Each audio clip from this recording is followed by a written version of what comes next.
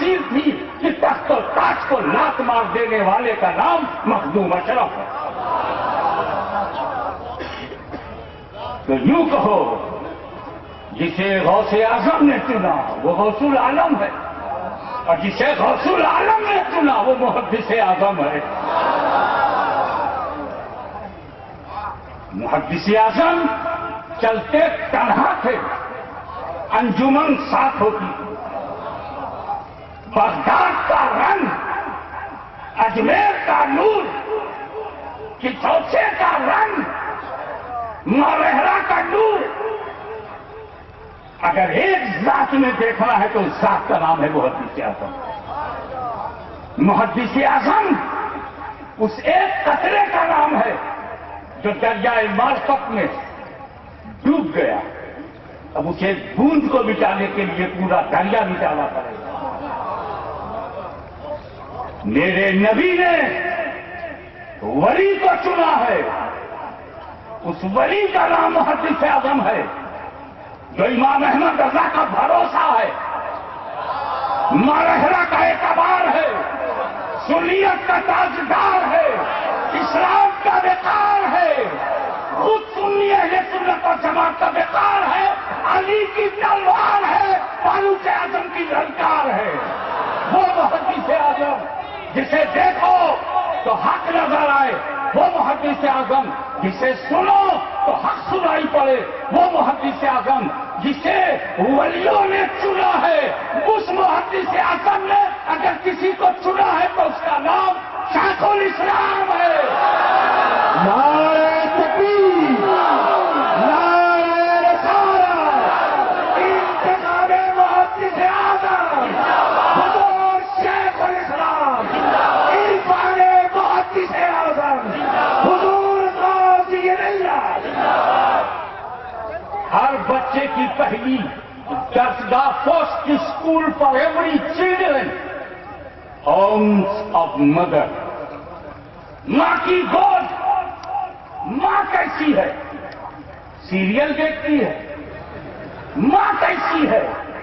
Business man کی بیوی ہے. ماں کیسی ہے؟ مدر از اے فرسٹ، پہلی درسگاہ.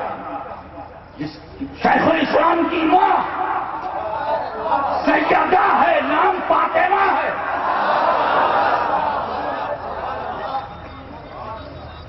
اور میں آپ کو ایک بات بتاؤں، میں اس لیے کھڑا ہو گیا ہوں کہ جب گھر کا جلسہ ہو رہا ہے تو گھر والا بتا. ہمارے سارے مہمان سلاخوں پر فری ہیں، جو چاہے بولیں، کیونکہ جو حق بولو گے وہی محدث اعظم کو پسند آئے گا.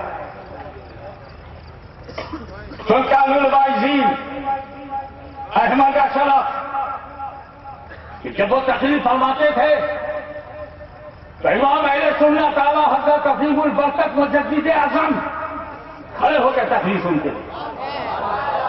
جب مولانا احمد اشرف کا تقریر کرتے تھے تو اعلیٰ حضرت کھڑے ہو کر کے سنتے تھے. کسی نے پوچھا سارا مجمع بیٹھ کے سنتا، آپ کھڑے ہو کے کیوں سنتے ہیں؟ کہا جب سید احمد اشرف تقریر کرتے ہیں اور دوران تقریر مجھے بارگاہ رسالت میں حاضری نصیب ہوتی ہے.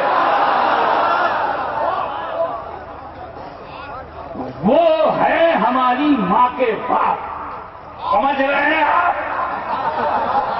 شیخ الاسلام کی ماں کا باپ مجدد اعظم کی نگاہوں میں اتنا مقبول. احمد اشرف کی بیٹی ہم سبھی ہے غوث اعظم سید علی حسین کی سگی پوتی.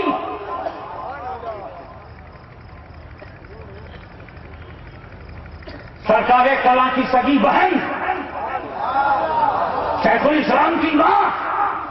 ہمیں ایسے بھی ہم بول سکتے ہیں ولی کی پوتی، ولی کی بیٹی، ولی کی بہن، ولی کی ماں.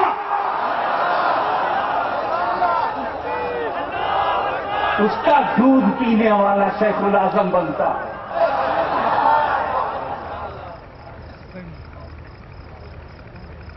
آئیے کچھ طالب علمی کی بات.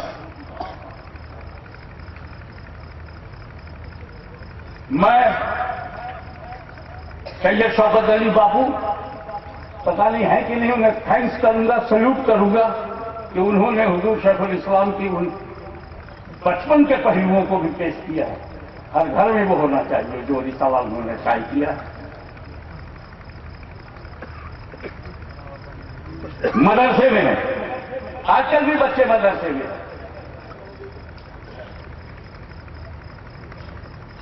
کب بند ہوگا؟ 40 منٹ کب پورے ہوں گے؟ باہر نکل کے گلی ڈنڈا کھیل رہے یا ہوٹل میں بیٹھ کے شاپنگ کر رہے ہیں، کی پارٹی ہو رہی ہے، کیا چیز ہے؟ موقع مل گیا تو کہیں نہ کہیں ٹی وی دیکھ رہے. آج کہاں شیخ الاسلام نکل رہے ہیں؟ لیکن یہ وہ شخص ہے کہ جو مدرسے میں تقریر کرنے کی پریکٹس کرائی جاتی تھی، مشق کرائی جاتی تھی، ٹرین کیا جاتا تھا بچوں کو how to speak and how to deliver wordings appealing for the heart of the people. تو اس مشق میں بھی شیخ الاسلام نہیں جاتے.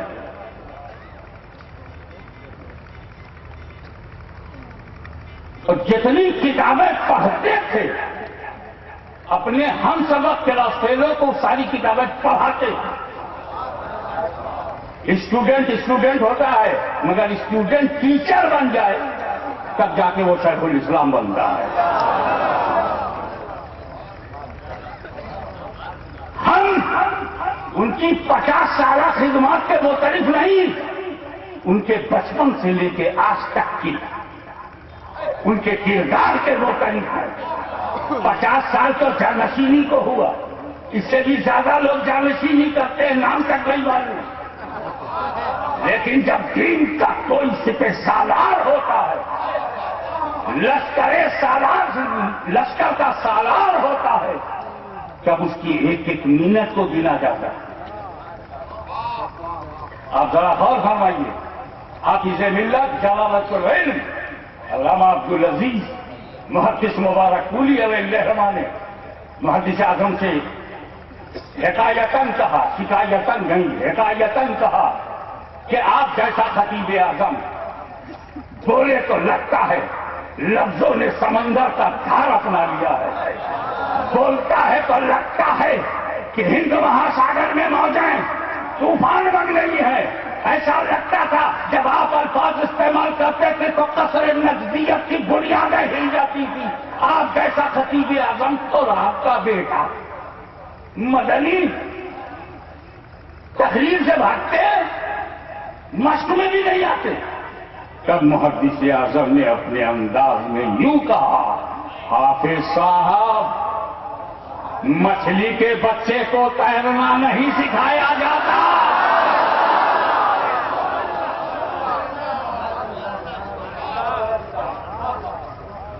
تالاب میں جو مچھلی ہے اسے تیرنا نہیں سکھایا جاتا. ہاں جو میڈک ہے وہ پانی میں جا تو سکتا ہے مگر تیرنے کی صلاحیت اس میں نہیں ہے. باہر آ کر خالی آواز کرے. میں وہ آواز نہیں نکالوں گا کیونکہ آپ اس آواز کو پہچانتے ہیں. تو یہ میڈک کی اولاد نہیں ہے جو پانی سے ڈر کے باہر آ جائے. مچھلی کے بچے کو تیرنا نہیں سکھایا جاتا.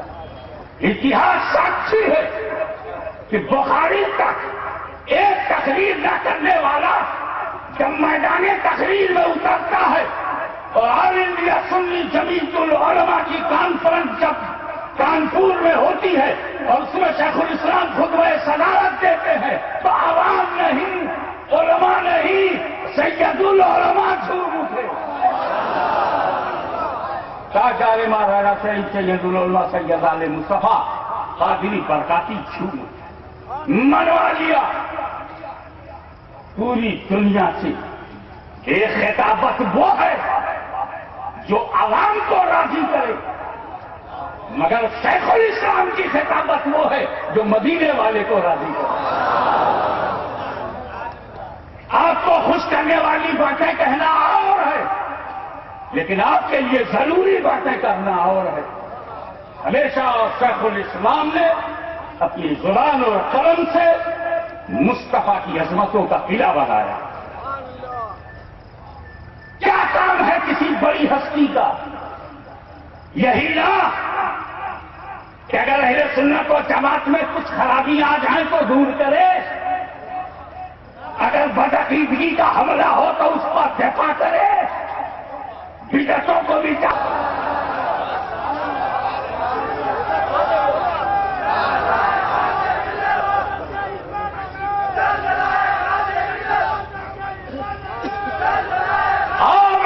اسلام کا ایک اور بتاتا ہوں. جو تقریر میں اپنا لوہا منوا لیتا ہے وہ تحریر میں پھسڑتی ہوتا ہے، اور جس کی تحریر قول فیصل ہے وہ خطابت کے میدان سے غائب ہے.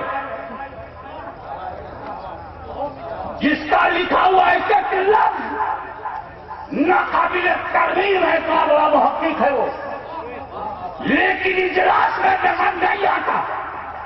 اور جس نے اجلاس پر آ کر اشارہ کروں گا سنیت کی پاسبانی کی ہو وہ قلم کے میدان میں پھسل جاتا ہے. مگر محدث اعظم کے انتخاب کو سلام کرو، اسے چنا کہ تقریر کرے تو تقدیر بدل جائے، تحریر کرے تو باطل کو رسوا کر دے.